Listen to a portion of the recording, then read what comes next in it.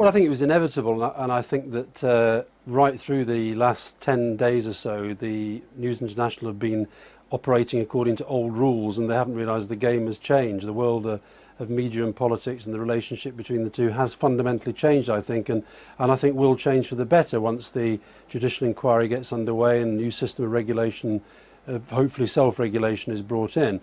But I think that this was inevitable. I think Parliament is reasserting a bit of authority after what has been a long period of a pretty unhealthy relationship between Parliament and the media.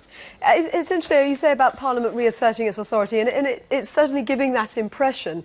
We've heard today, though, from Andy Hayman, who gave evidence before the Select Committee on Tuesday, questioning actually what it's all about. He says it's about MPs trying to score points, trying to make witnesses look stupid. And what's the purpose of it all, he says. What do you say to that? Well, look, the witness is responsible for how he or she comes over.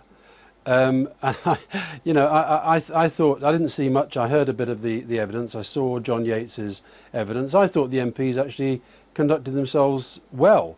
And I think that what's happened in a way, and I think it's important that this is reasserted, is a combination of the way that the media has covered politics for so long, the expenses scandal that dominated so much of the last Parliament, means that it's become a kind of done thing just to be very dismissive of MPs and very contemptuous of them and so forth.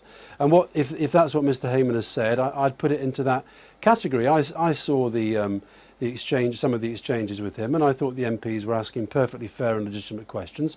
You'll always get people, and this, you talked about my appearances at select committees. I certainly had experience where I felt that rather than trying to elicit information or probe forensically, they were trying to, in their questions, sort of get themselves on the television and get themselves a bit of attention. But by and large, I find that most MPs, they take their work seriously. They think about what they're going to, the questions they're going to ask, and obviously, I mean, and John Whittingdale, the chairman of this committee, I think has handled himself very well throughout the last period.